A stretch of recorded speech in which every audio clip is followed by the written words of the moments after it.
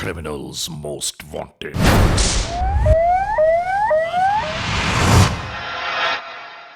Criminals most wanted में इस बार देखिए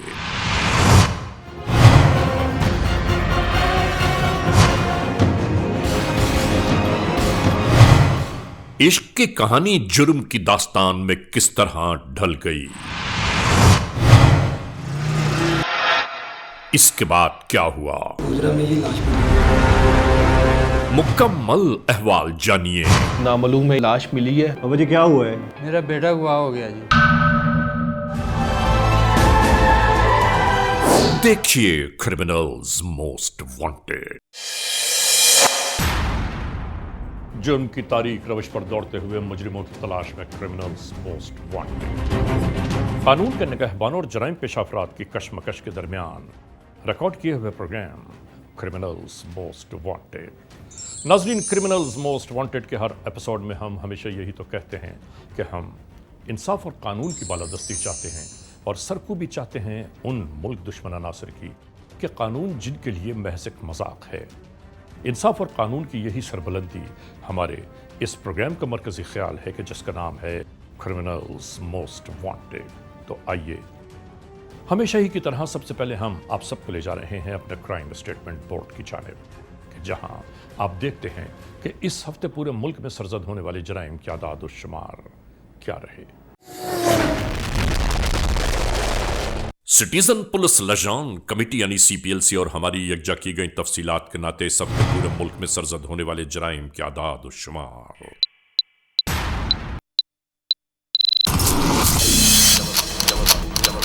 व्हीकल थेफ्ट के नाते कार मोटरसाइकिल्स के चोरी या छीन लिए जाने के वाकयात इस बार हुए 197। स्ट्रीट क्राइम यानी सरेराह जो लोग अक्सर महरूम हो जाते हैं अपने कैश, ज्वेलरी, लैपटॉप या खास तौर पर अपने सेलुलर फोन से, ये मामलात रहे 353। किडनैपिंग फॉर रैंसम यानी अगवा बराए तावान, इस जुमरे में कोई केस इस बार मंजर आम पर नहीं आया। चोरी, डकैती या रॉबरी में लिखे गए जराइम, पूरे मुल्क से यकजा किए जाने वाले आदाद और शुमार के दोष पर ये मसाइल रहे 2756। नाजरीन, आपने देखा सिटीजन पुलिस लजान कमेटी यानी CPLC और हमारी यकजा की गई तफसीलात के नाते इस हफ्ते पूरे मुल्क में सरजद होने वाले जराइम के आदाद और शुमार क्या रहे।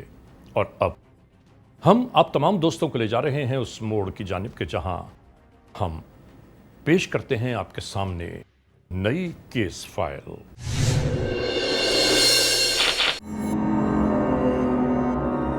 नाजरीन, criminals most wanted case episode में आज हम एक ऐसी दास्तान रिपोर्ट कर रहे हैं, एक ऐसी कहानी जो शुरू हुई इश्क से और जुर्म की दास्तान में ढल गई।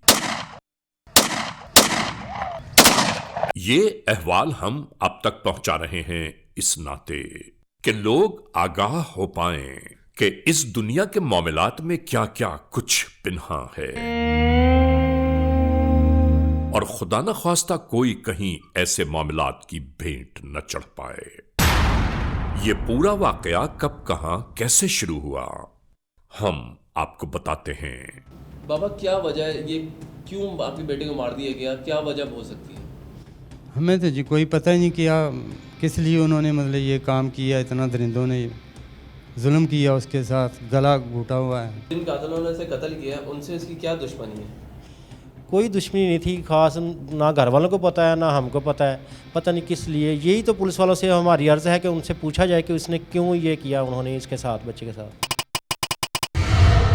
21 March 2019 city Gojra police station की हुदूद, जिला टोबा टेक सिंह। FIR नंबर 316/19, E-टैग 1423। ताजीरात पाकिस्तान बजुर्म जेर दफा 365 के तहत ये इत्तलाई रिपोर्ट दर्ज की गई। ये टोबा टेक सिंह का इलाका गोजरा है।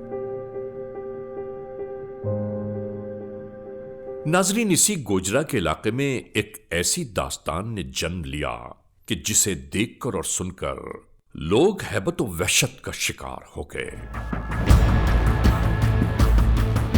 हम आपको एक बात जरूर बावर कराते चलें कि हमारे मुआशरे में बहुत सारे लोग अक्सर अपनी नादानी और नासमझी में उस मोड़ तक जा पहुंचते हैं कि जहां से वापस लौटना उनके लिए नामुमकिन हो जाता है।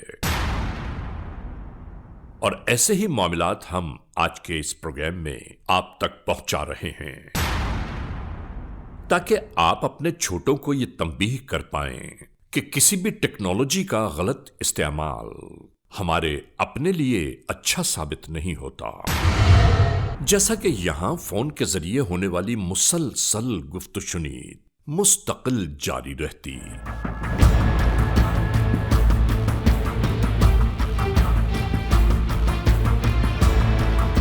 इस जानिब महवियत से होने वाली गुफ्तगू जिसके बारे में इनकी वालिदा कई बार मना कर चुकी हैं, लेकिन ऐसे मोड़ पर अक्ल कहां साथ देती है।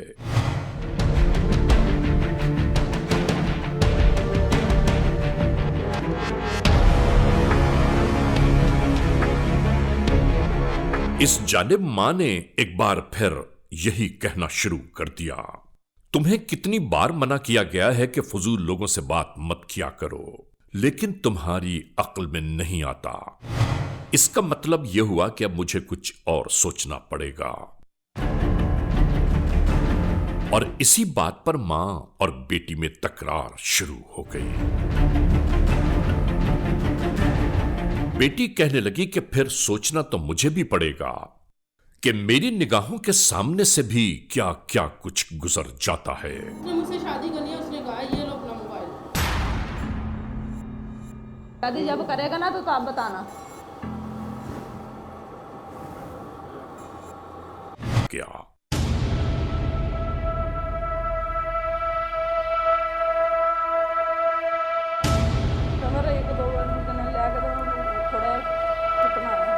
ये खातून यूं ही अपने किसी जानने वाले को बुलवाने लगी ताकि रोज रोज का यह सिलसिला खत्म हो जाए।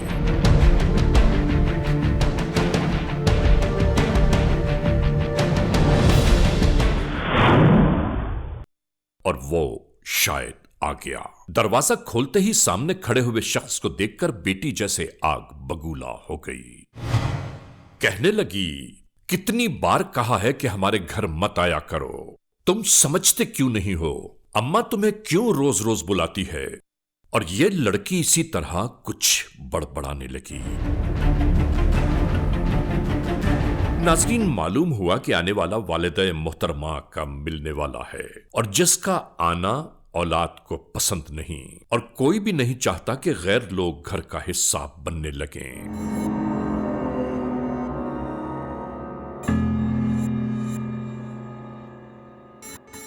और आने वाला इन तमाम तर बातों के बावजूद इसी तरह विराजमान हो गया। आने वाले शख्स से कहने लगी, जिसके बारे में मैं तुम्हें पहले भी बताती रही हूं, मेरी बेटी मुसलसल उसी लड़के से पेंगे बढ़ा रही है। मुझे यह बिल्कुल अच्छा नहीं लगता कि मेरी बेटी किसी गैर शख्स से राहो रस्म बढ़ाए। इस खातून ने यह तक नहीं सोचा कि जिससे ये तमाम तर गुफ्तगू कर रही है वो इसका कौन है। कहने लगी कि अब हमें मिलकर कोई फैसला कुन बंदोबस्त करना होगा।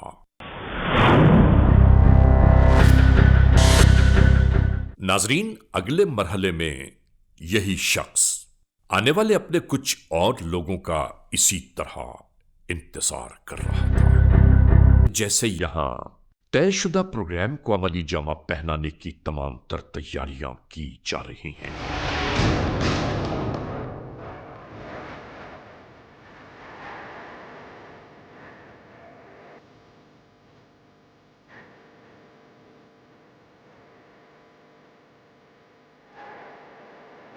और दूसरी जानिब इश्क में डूबे ऐसे बेवकूफों को समझ ही नहीं आती कि फजूल बातों में अपना वक्त, पैसे और दिमाग जाया करने के बजाय नौजवानों को अपने वालिदैन, बहन भाइयों और अपने अच्छे मुस्तकबिल के बारे में सोचना चाहिए, वरना किसी को दीवाना बना देना कोई मुश्किल मरहला थोड़ी है।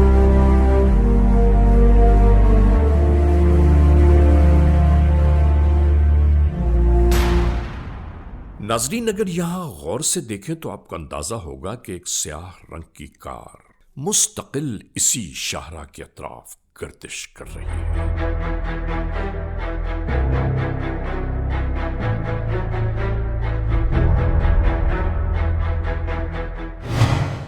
एक रात फैक्ट्री की ड्यूटी से फारिग होकर 26 साला फख्र कच्चा गोजरा चौक पर आ पहुंचा और मुस्तकिल वो टेलीफोन पर किसी से राबिते में था और ये फोन मुस्तकिल इसके कान से लगा रहा।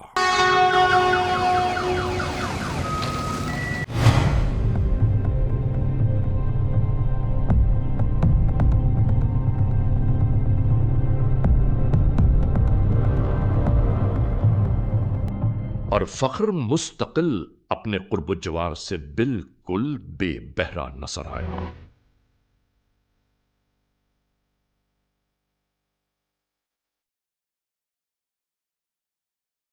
और इसी दरमियान इसी इलाके में मंडराती एक स्याह कार इसके करीब आकर रुक गई और फिर बिल्कुल ऐसा ही हुआ।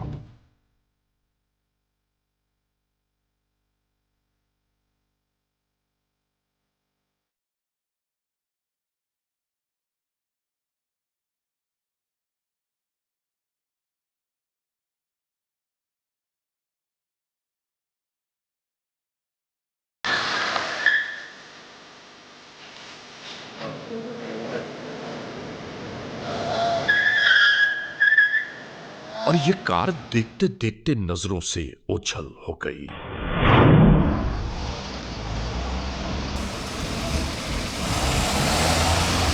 इसी तरह तारीक रात में गोजरा की किसी बस्ती में यह कार दाखिल हो गई।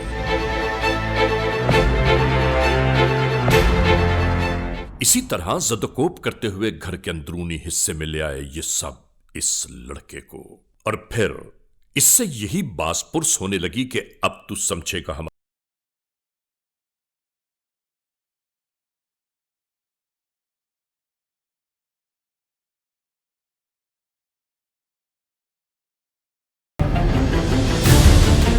ये सब उस वक्त तक होता रहा कि जब तक इसकी आती जाती सांसों की डोर टूट न गई और फख्र इस दुनिया से कूच कर गया।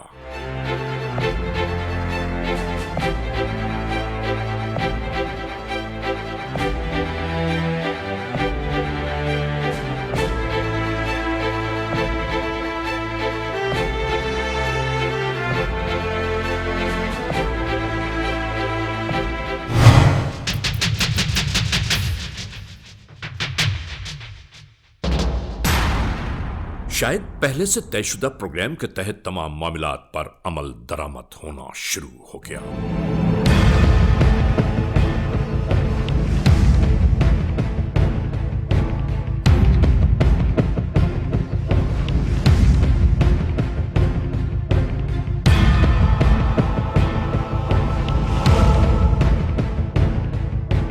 इसी तरह इस लाश को लपेटा जाने लगा।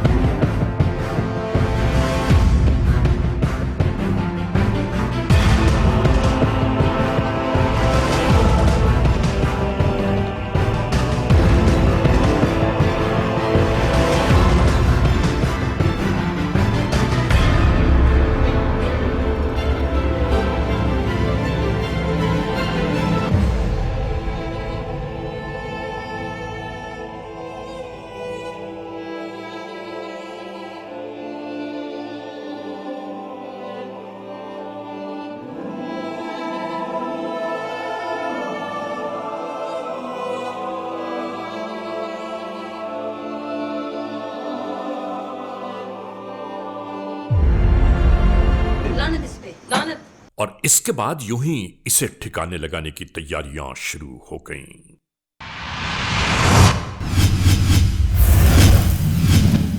Criminals most wanted.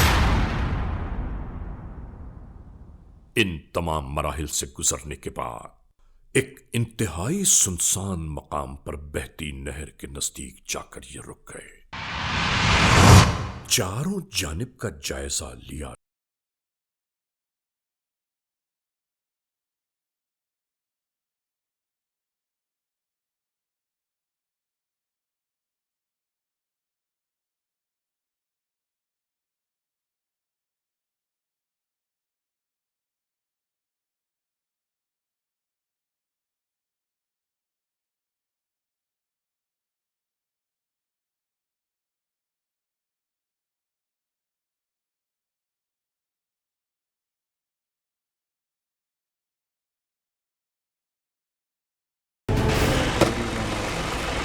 और फिर यूं ही इस लाश को बहते पानियों की नजर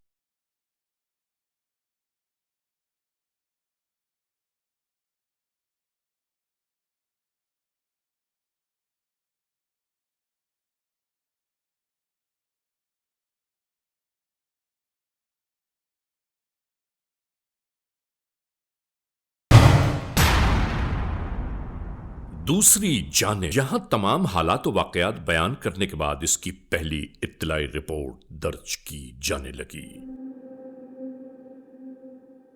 और जो हमारी स्टोलन व्हीकल्स की जो डाटा है उसको कंप्यूटराइज्ड फॉर्म में हम पे डिप्लॉय करना, ख्याल से हमारा क्राइम पैटर्न थोड़ा सा चेंज हो जाएगा।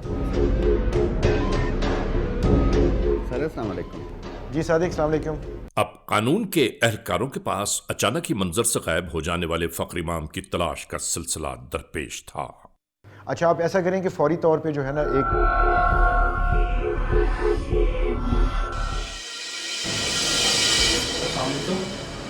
कि मगर कहीं से कोई इसकी सुनगुन तो मिल पाए। इसके खोए मोबाइल नंबरों की तफ्तीश की जाने लगी। वो तमाम टेलीफोन कॉल्स, SMS का रिकॉर्ड मंगवाया तो इसमें से एक सिम की तब्दीली के साथ एक फोन पाया गया। उन नंबरों की तफसीलात के बाद मिलने वाले पते पर नेटवर्क के एक नुमाइंदे को तैनात कर दिया गया।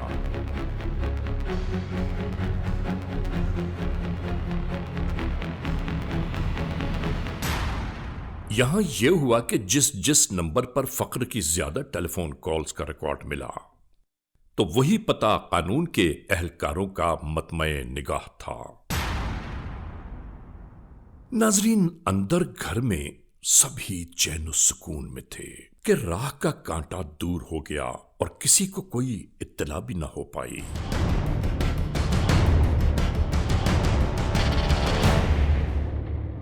अक्सर जराइम पेशा नासिर को कितनी गलत फहमी रहती है। वो ये समझते हैं कि शायद इन्होंने कानून को धोखा दे दिया।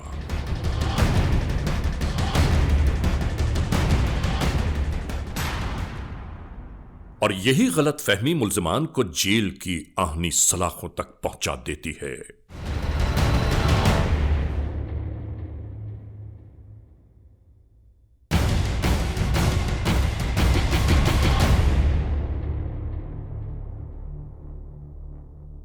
पुलिस एहलकारों तक फख्र की उस लड़की से गुफ्तगू का मुकम्मल रिकॉर्ड आ पहुंचा और आखिरी कॉल की तफसीलात भी।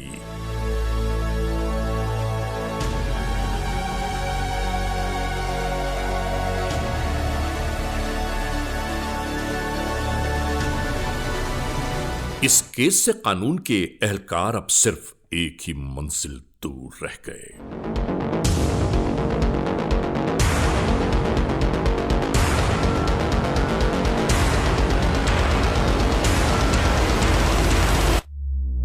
मिलने वाली इत्तलात के साथ ही कानून के एहलकारों की आमद इसी जानिब शुरू हो गई।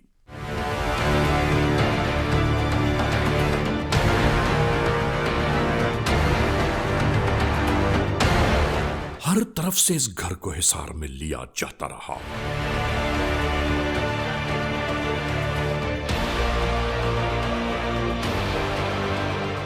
और इसके बाद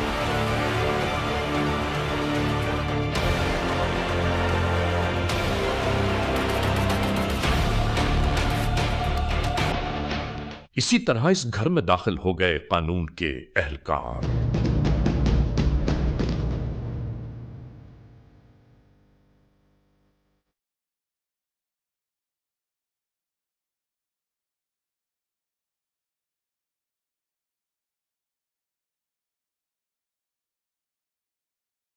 तमाम तर मालूमात के बाद एक एक को तहवील में लिया जाता रहा। हिसार में आने वाले इन लोगों से फौरी तौर पर जो बातें मालूम हुई, उसके बाद कोई शक की गुंजाइश बाकी न थी।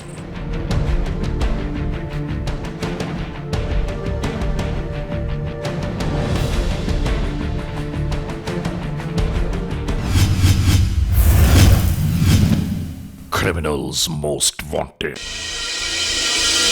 पुलिस स्टेशन सिटी गोजरा पहुंचने के साथ ही फौरी तौर पर इंटेरोगेशंस का आगाज कर दिया गया। क्या नाम है तुम्हारा? मोहम्मद अदील। क्या काम करते हो? कुछ भी नहीं साहब। क्या किया है उस लड़के के साथ? किधर है वो लड़का? पता नहीं साहब। 365 लगेगा तुमने जो अगवा किया है, और उम्र कैद होगी तुझे, और तमाम जो डिमांड किया उसके लिए तुम्हें दहशतगर्दी अदालत में ले जाएंगे, 780 लगाएंगे आपको। नौजवान को अगवा करते हो तुम? नहीं साहब। तो क्या किया है उसके साथ मुझे बताओ। कुछ भी नहीं साहब। अच्छा, मुझे जो हकीकत बताओगे तो तुम्हारे साथ रियायत भी बढ़ती जाएगी। कुछ भी नहीं। असल बंदा बताओ, किसने किया ये? क्या हुआ है उसको? किधर है वो लड़का? मर गया है साहब। है? क्या बोला? मर गया है। किसने मारा उसे? भाई मेरे ने। भाई तेरे ने उसको मार दिया? जी। इतना बड़ा जुल्म क्यों? वो लड़कियों के साथ नाजायज ज्यादती करता था।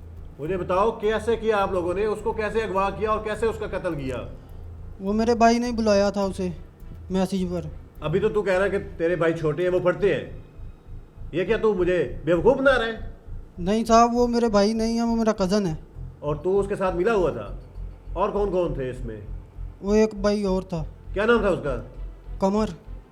उसे ही पता है, तुम्हें नहीं पता? नहीं साहब। किस जगह पे उसका कत्ल किया है? मोहल्ले में एक घर है वहाँ पे। किसका घर है वो?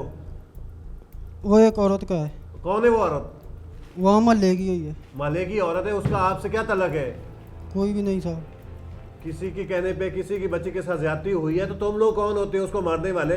किसके कहने पे किया है? किसी पे नहीं साहब। वो औरत कौन है? उस क्या लगती है वो उस लड़की की? वो उस लड़की की माँ है। उसके कहने पे किया है? जी साहब। कमर ने कहा था कि ये इस बंदे को टिकाने लगाना है। जी साहब। आपने क्या किया? मैंने साहब उसको पकड़ा था। आपने पकड़ा था? जी। और क्या किया था? कुछ भी नहीं। सुहेल ने क्या किया? सुहेल ने उसकी बाहें बांधी थी। बाजू बांधे थे? जी। और कमर ने?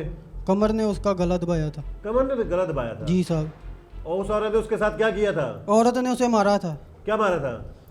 चपेड़े। थप्पड़ मारे थे उसको? जी, थप्पड़ मारे थे। अच्छा, तो फिर उसके बाद क्या हुआ? उसे मार दिया। मार दिया? जी साहब। उसके बाद क्या किया? उसे बोरे में डाल के। बोरा कहाँ से लिया? वहीं घर से। किसने दिया? उस औरत ने। उस औरत ने उठा के दिया? जी। अच्छा, तो उसके बाद क्या किया आप लोगों ने? उसे रजके में डाला और नहर में छीटा है। नहर में फेंक दिया उसको? जी साहब। किस जगह में फेंका है? वहाँ साहब बड़े बड़े दरख्त आते हैं। अच्छा, वहाँ फेंक दिया था। तुम्हें तरस नहीं आया? फिर भी तरस नहीं आया? गलती बेहिस होगी लोग हो साहब। तुम लोग, तुम्हें तो इसकी सजा मिलनी चाहिए। ले जाओ इसे। क्यों लेकर आए तुझे? क्यों लेकर आए तुझे? गलती होगी साहब। क्या गलती होगी? माफ़ी जी। किस चीज़ की माफ़ी? क्यों गलती होगी? कत्ल हो गया है सलमा से तेरा क्या ताल्लुक है? सर, माफ़ कीजिए, गलती होगी। गलती में तुमने कत्ल कर दिया? सलमा बीबी के कहने पर की। सलमा बीबी तेरी कौन होती है? मेरी दोस्त है। सलमा बीबी ने क्या कहा था तुझसे? सलमा बीबी ने मुझसे बोला था मेरी बेटी किसी से बात करती है। उसने तुझे दोस्त अपना रखा हुआ है, तो ये उसे अच्छा नहीं लगता? पता नहीं सर क्या हो गया, उसके कहने पर मैंने सब कर दिया। उसके कहने पे तुमने कत्ल किया है ना? जी। अब उसके कहने पे तुम जेल जाओगे, उसी के कहने पे तुम्हें सजाए मौत होगी, और वो किसी और के साथ चक्कर चला लेगी। सर, मैं ऐसा नहीं होने दूंगा। ऐसा नहीं होने देगा तू? जी। कत्ल करेगा? एक और कत्ल करेगा? कैसे किया तुमने? काली गाड़ी में गए थे, स्टॉप पर आना था उसने। अच्छा। और सलमा बीबी ने उसे इशारा किया, वो आ गया गाड़ी में, उसे गन पॉइंट पर बैठाया और ले गए। फिर घर ले गए? जी। फिर हमने उसे चार मिलकर कत्ल कर दिया। तूने उसको कत्ल कर दिया? गलती हो गई एक सर। औरत के कहने पे? जी सर। जानता है इसकी सजा क्या है? सजाए मौत मिलेगी तुझे। सर, माफ़ी दे दो। मारने के बाद क्या हुआ? उसे एक बोरे में डालकर हम बड़ी नहर पर ले गए थे, कैसे ले गए थे? रक्षे पर। उधर कौन सी जगह थी? किस जगह पे नहर में फेंका उसे? जंग ब्रांच में। तुमने अपनी महबूबा के कहने पर एक लड़के का कत्ल किया और साथ में 2 लोगों को और भी मिला लिया। जी सर। तुम भी नजायज काम करते हो, उसने भी नजायज काम किया। सर माफ़ी। मुझे पता है तुम अपने बचने के लिए ड्रामे कर रहे हो कि वो ये करता था, वो ये करता था। इल्ज़ाम लगा रहे हो तुम। जो हो गया सर वो हो गया। ये क्या कह रहा तू? जो हो गया सो हो गया। एक बंदे को कत्ल कर दिया तुम लोगों ने। सर मेरा दिमाग बंद हो गया था उसके कहने पर। अब मैं तेरा दिमाग बंद करूंगा। नाम क्या तुम्हारा? मोहम्मद सुहेल। आपका नाम? वल्द मोहम्मद शमशाद। किधर का रहने वाला है? 315 काला पहाड़ का। तू भी कातिल है? जी हाँ। तेरी ही उससे क्या दुश्मनी थी? कोई भी नहीं जी, कत्ल कमर ने किया जी, मारा कमर ने, मैंने सिर्फ उसके हाथ बांधे थे बस। हाथ बांधे हैं? कत्ल किया है ना? किसके कहने पे किया? क्यों किया है? पता नहीं सर जी क्या मुखालफत थी उनकी। उसने क्या कहा तुझे? सर जी उन्होंने इधर बुलाया था कि इधर आओ मेरे पास। जब मैं इधर आया मुझे तभी पता चला कि ये काम करना है इन्होंने। सलमा बीबी से तुम्हारी कितनी दफा मुलाकात हुई? उसी दिन हुई थी सर।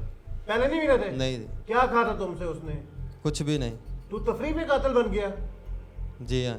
तुझे नहीं पता था कि उसका सलमा से क्या ताल्लुक है? नहीं सर जी, ये नहीं बताया उसने। और तुमने मार दिया उसको? जी हाँ। क्या नाम है तुम्हारा बीबी? सलमा बीबी। शौहर का क्या नाम है तुम्हारा? मोहम्मद असलम। कहाँ है वो घर में है। कत्ल का मंसूबा कैसे बनाया? सर जी वो बच्चियों को ब्लैकमेल करता था। किसी अदालत, किसी थाने, कहीं पे आपने कंप्लेंट की थी इसकी? नहीं सर जी। किसके जरिए उसको मरवाया? किसके हाथों से मरवाया उसको? मैंने नहीं सर जी मरवाया। मेरा मसलन किसी के साथ सलाम दुआ थी थोड़ी सी। किसके साथ सलाम दुआ थी तुम्हारी?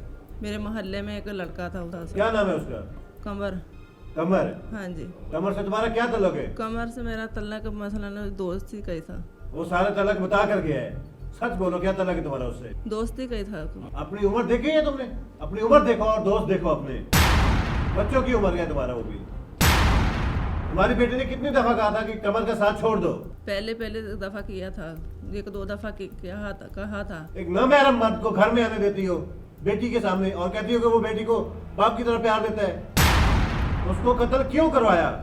मैंने सर जी नहीं कत्ल करवाया, मैं कत्ल के इरादे में है ही नहीं थी। थप्पड़ मारे ना तुमने उसे? मारे कि नहीं मारे? जी। उसके बाद तुमने उसको कत्ल करवा दिया। तुम अपने नजायज तल्लुकात को बचाने के लिए एक बंदे का कत्ल करवा रही हो। तुम्हें शर्म आनी चाहिए।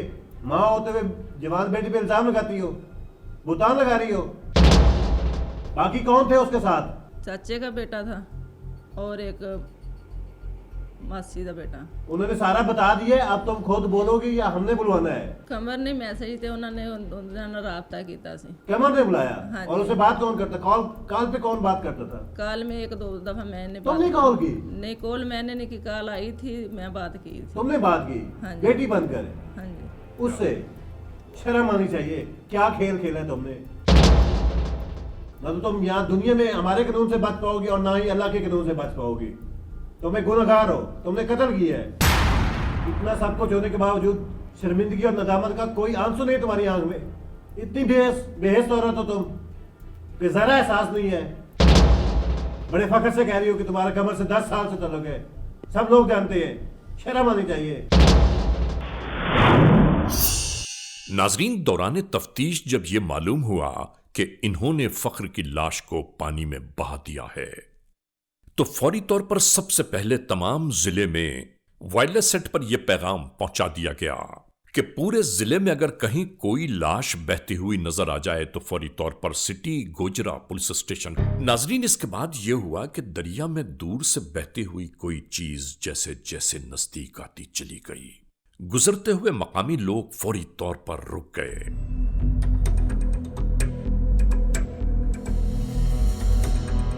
एक दूसरे को टेलीफोन कॉल के नाते इत्तला दी जाती रही और यही इत्तला कानून के एहलकारों तक भी जा पहुंची और उसके बाद हर एक की दौड़ इसी जानिब थी। नाजरीन, सिटी गोजरा पुलिस स्टेशन के एहलकार जब इस इत्तला पर इस जानिब रवाना होने लगे तो अपने साथ फख्र के वालिद को भी ले लिया कि शायद यह मुअम्मा भी हल हो जाए। और इसके बाद सब कुछ ऐसा ही होता रहा। गोजरा के तमाम पुलिस एहलकार इसी जानिब आ रहे थे।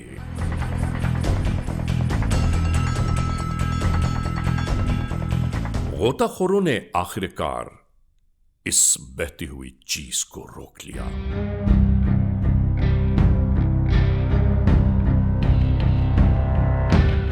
और जब इस बंधन को खोला जाने लगा तो हम आपको क्या बयान करें, क्या मंजर था हमारी निगाहों के सामने।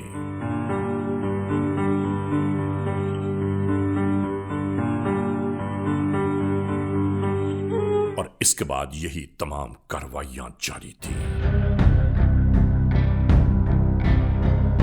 हम टेलीविजन देखने वाले दुनिया के तमाम नाजरीन से यह जरूर कहना चाहते हैं कि इस वक़ूए को आप क्या नाम देंगे। बड़ा क्लियरली चीज़ें सामने आई और उसमें 3 शख्सों को और उसकी वालदा को पुलिस ने गिरफ़्तार किया और जो एविडेंस और जो फैक्ट सामने आए दे वर शॉकिंग। ये सबसे इम्पॉर्टेंट बात मैं ये समझता हूँ कि कोई कत्ल जब एक दफ़ा लॉ इन्फोर्समेंट वालों के सामने आ जाता है तो ये मुमकिन नहीं कि वो पकड़ा ना जाए। और ख़ास तौर पे खून के बारे में हम ये बिलीव करते हैं कि किसी का नाहक खून कभी ज़ाया नहीं जाता और कातिल जो है वो हमेशा कानून की गिरफ्त में आता है। और कोई भी शख्स जो कानून को अपने हाथ में ले और कानून की जब वो गिरफ्त में आता है तो वो कभी कानून की गिरफ्त से नहीं बच सकता। आपने डाटा पूरा किया इनका, लेकिन इनमें जो फोटोग्राफ्स इन क्रिमिनल्स कम है ना, उनको भी पूरा कीजिए। नाज़रीन, criminals most wanted case episode में आपने देखा आज के जुर्म की दास्तान का मुकम्मल अहवाल। बहरहाल आप तमाम दोस्तों को ये ज़रूर बताना है, आगाह करना है, याद दिलाना है कि जराइम की इन दास्तानों को आप तक पहुँचाने का हमारा मकसद सिर्फ एक होता है कि हम और आप इस बात से आगाह रहें कि जराइम पेश अनासर कैसे कैसे चेहरे बदल कर और कैसे कैसे रूप धार कर हमारे और आपके सामने अचानक वारिद हो जाते हैं। बहरहाल आज के इस एपिसोड को इस मोड़ पर इख्तिताम तक पहुंचाते हुए हमेशा ही की तरह आप सबसे यही तो कहना है, खुदा न खास्ता अगर ऐसे हालात, ऐसे वाक़यात, ऐसे मामलात मुल्क के किसी भी कोने में रूनुमा हुए हैं या हो रहे हैं तो बराह करम कानून के हाथ मजबूत कीजिए, हमें इत्तला दीजिए और याद रखिए कि इत्तला देने वाले का नाम हमेशा ही सीग़े रास में रखा जाता है। cmw@arYnews.tv या हमसे फेसबुक पर राबिता कायम कीजिए, यानी अली रज़ा cmw@gmail.com। और आइंदा एपिसोड तक इंतज़ार कीजिएगा।